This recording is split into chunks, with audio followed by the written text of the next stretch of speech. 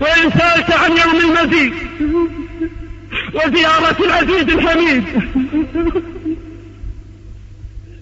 ورؤية وجهه منزه عن التمثيل والتشبيه كما ترى الشمس في الظهيرة والقمر ليلة البدر،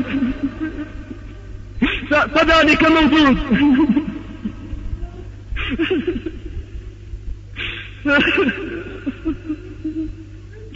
فذلك موجود في الصحاح والسنن والمسانيد من رواية جرير وصهيب وأنس وأبي هريرة وأبي موسى وأبي سعيد. فاستمع يوم ينادي المنادي، فاستمع يوم ينادي المنادي: يا أهل الجنة إن ربكم تعالى يستزيركم، فهيا على زيارته. فيقولون سمعا وطاعة وينهضون إلى الزيارة مبادرين، فإذا بالنجائب قد أعدت لهم فيستوون على ظهورها مسرعين، حتى إذا أتوا إلى الوادي الأفيح الذي جعل لهم موعدا وجمعوا هناك فلم يغادر الداعي منهم أحدا، أمر الرب تبارك وتعالى بكرسيه فنصب هناك، ثم نصبت لهم منابر من نور ومنابر من لؤلؤ ومنابر من زبرجد ومنابر من ذهب ومنابر من فضة. وجلس أدناهم وحاشاهم أن يكون فيهم دني، جلس أدناهم على كثبان المسك، ما يرون أن أصحاب الكراسي فوقهم في العطايا، حتى إذا استقرت بهم مجالسهم واطمأنت بهم أماكنهم نادى المنادي: يا أهل الجنة إن لكم عند الله موعدا يريد أن ينجزكموه. فيقولون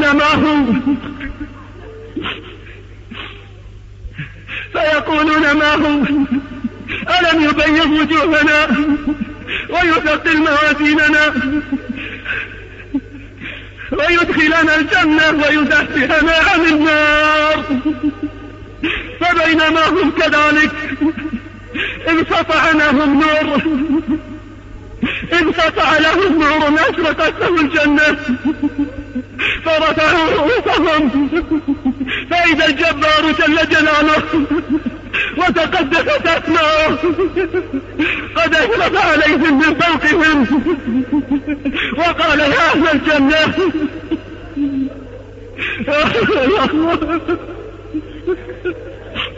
وقال: يا أهل الجنة سلام عليكم. فلا ترد هذه التحية بأحسن من قولهم: اللهم أنت السلام ومنك السلام، تبارك يا ذا الجلال والإكرام. فيتجلى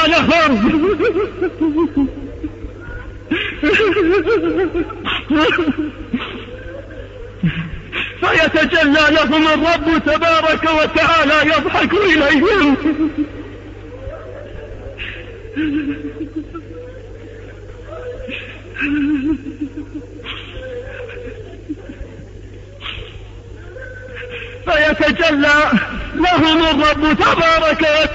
يضحك إليهم ويقول: يا أهل الجنة.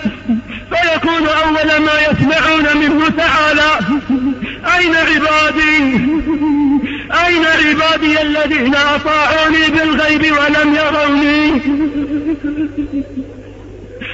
أين عبادي الذين أطاعوني بالغيب ولم يروني؟ هذا يوم المزيد، سنوني فهذا يوم المزيد. فيجتمعون على كلمة واحدة: أن قد رضينا فارض عنا. فيقول: لو لم أرض عنكم لم أسكنكم جنتي، سنوني فهذا يوم المزيد. فيجتمعون على كلمة واحدة: أن ربنا أرنا وجهك ننظر إليه.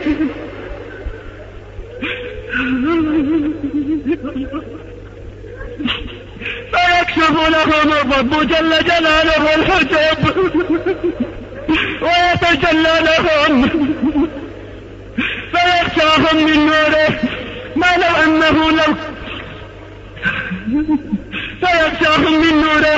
ما لو أنه تعالى قضى أن لا يحترقوا لاحترقوا. فلا يبقى في ذلك المجلس أحد إلا حضره ربه تعالى محاضرة وناظره مناظرة، حتى أنه يقول له: يا فلان أتذكر يوم فعلت كذا وكذا؟ يذكره ببعض غدراته في الدنيا، فيقول: يا ربي ألم تغفر لي؟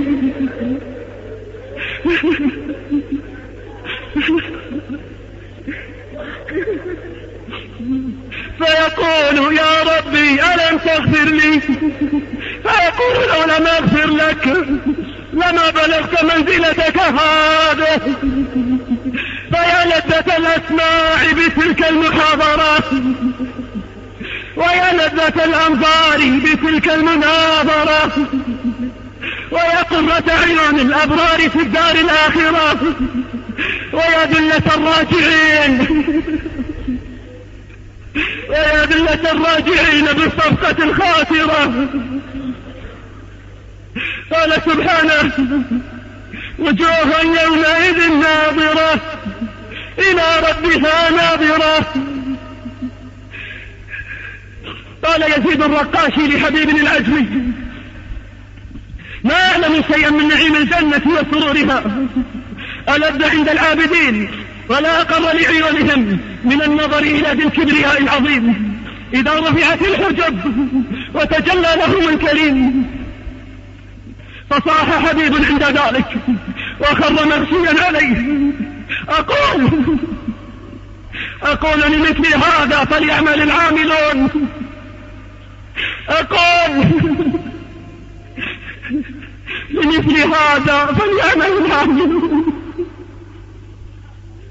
اللهم لا تحرمنا لذة النظر إلى وجهك والشوق إلى لقائك في غير ضراء مضرة ولا فتنة مضلة. اللهم زينا بزينة الإيمان واجعلنا هداة مهتدين يا رب العالمين. اسمع وقل، وفي ذلك فليتنافس المتنافسون. أخرج مسلم روى أبو سعيد أن رسول الله صلى الله عليه وسلم قال: إن أهل الجنة ليتراءون أهل الغرف من فوقهم كما تتراءون الكوكب الدري في السماء. قالوا: يا رسول الله، تلك منازل الأنبياء لا يبلغها غيرهم. قالوا: يا رسول الله، تلك منازل الأنبياء لا يبلغها غيرهم. قال: بلى، والذي نفسي بيده، رجال آمنوا بالله وصدقوا المرسلين. قال الله: لكن الذين اتقوا ربهم لهم غرف من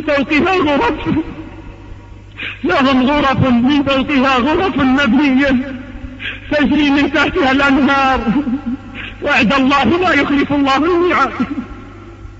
اللهم إنا نسألك الجنة وما قرب إليها من قول أو عمل.